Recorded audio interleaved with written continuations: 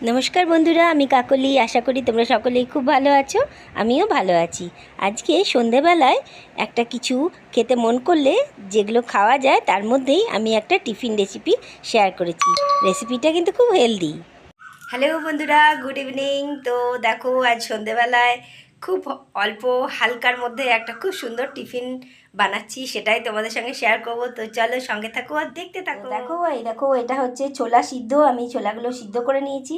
অল্প নিয়েছি ছোলা সিদ্ধ, অল্প মটর সিদ্ধ, একটু পেঁয়াজ কুচো, শশা কুচি, লঙ্কা কুচি, আর একটা লেবুর অর্ধেকটা একটু নিয়েছি ছোট করে টুকরো করে।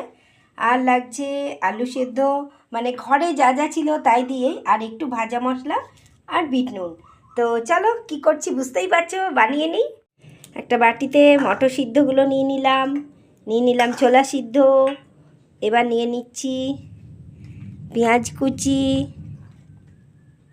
নিয়ে নিচ্ছি শশা কুচি, নিয়ে নিচ্ছি আলু সিদ্ধ কুচি। এবার দিয়ে দিচ্ছি একটু বিট নুন। বিট নুনটাই টেস্টটা কিন্তু বেশি বাড়ায়। আর দিয়ে দিচ্ছি ভাজা মশলার গুঁড়ো, দিয়ে দিচ্ছি লেবুর রস। এই লেবুর রসটা কিন্তু দারুণ লাগে। লেবুর রস দিয়ে দিলাম, সেন্টটা খুব ভালো আসে। তোমাদের কাছে যদি টমেটো থাকে, টমেটো ছোটো ছোটো টুকরো করে দিতে পারো, কুচো করে। তো লেবুটা খুব ভালো করে নিংড়ে দিয়ে দিলাম। এই রেসিপিটা টিফিনটা কিন্তু সন্ধ্যাবেলায় দারুণ লাগে। আর এটা বাচ্চা থেকে বড় সকলেরই খুবই প্রিয় হবে, কারণ মটর আলু সবই সেদ্ধ, ছোলা সব কিছুই সেদ্ধ করা আছে। তাই জন্য রেসিপিটা কিন্তু খুবই হেলদি।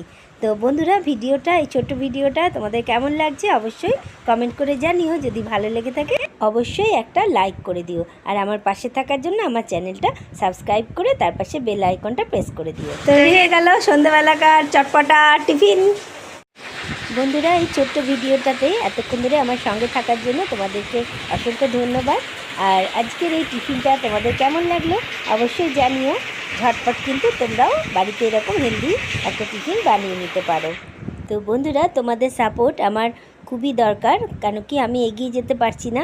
তোমাদের সাপোর্ট ছাড়া আমার এগোনো সম্ভব নয়। তাই তোমরা যতটা পারবে যে কোনো ভিডিও আমার দেখো আমার চ্যানেলে এসে, আর সবাইকার মধ্যে শেয়ার করে দাও। আজ তবে আসি, টাটা, বাই বাই।